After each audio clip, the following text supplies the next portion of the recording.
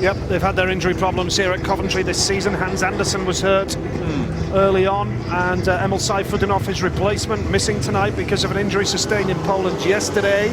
And we are racing here tonight, which is great despite the weather and the forecast, which wasn't good. And Wolverhampton Peterborough rained off tonight without even a wheel turned in anger up at Montmagreen.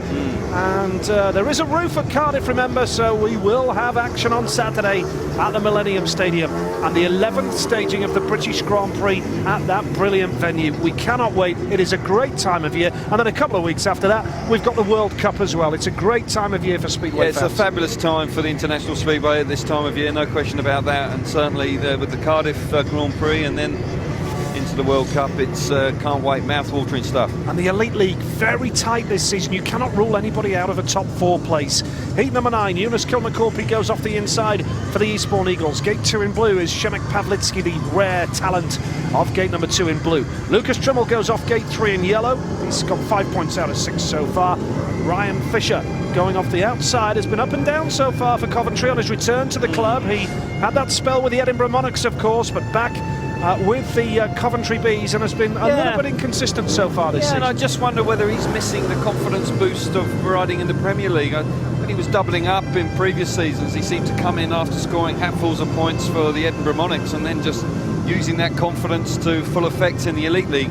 As a full-time Elite League rider, he is finding it more challenging, no question. A little bit of drizzle in the air here at the Brandon Stadium. Heat number 9 it is. Can the Eagles peg back this? And it's a great start for Eastbourne. Lucas Trimmel in yellow, a jet-propelled getaway.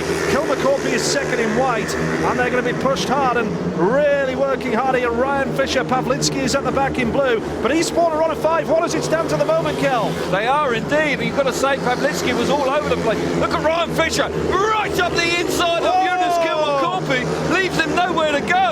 They've gone from a 5-1 to a 3-all, really hard charging right from Ryan Fisher, but Trimmel out in front, doing a grand job. Yeah, Lucas Trimmel in reserve. Off the right! Pawlicki running out of room. Too much grip round the outside of Ryan Fisher, who was completely unaware of where his teammate was. Bails off the bike. Alan Rossiter will be praying that not another rider is now being injured. Well, already we'd seen Kilmacorpy pull out of the race. It was a spectacular spell involving Przemek Pawlicki there, and clattering into the air fence. Let's hope that he's going to be okay. Trouble is, when it rains and then the material on the outside, as it just begins to dry a little bit, gets very heavy indeed. And no question, Pawlicki was running very high there and just got way too much grip, and then literally ran out of room because Fisher was running across the track as well, bailed off, and was exactly that. Very spectacular. Wow. Ryan Fisher was completely unaware that Pawlicki was going to go round the outside of him. He drifts right across the track. Conditions are dictating riders choosing that wide line because there is grip there and a certain amount of stability. But if you run into it too hot and too deep, Pawlicki is the result. That's what you see. The bike out of control and a very spectacular get-off. Well, let's hope he's going to be okay. We are hearing that the referee is going to award the race because there were only 2 riders actually completing the race, and it's a 3-2 to the Eastbourne Eagles. So they do peg it back by a point here now. But obviously we wish Przemek Pawlicki all the very best. Eunice Kilmacorpy wasn't happy early on with the move that saw him squeezed to the back of the race, and then Pawlicki coming to grief, hitting the air fence at a high speed. So again, plenty of talking points here, Kelvin.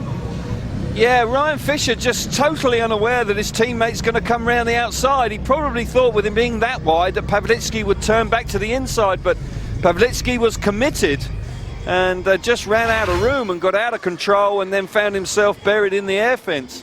Let's hope he's okay because he's such an exciting rider, but it's difficult conditions out there and nobody really at fault. You have to say Ryan Fisher maybe should have had a little look to be more aware of where his teammate was, but that's being a little bit critical, I think. But take control, don't lose control.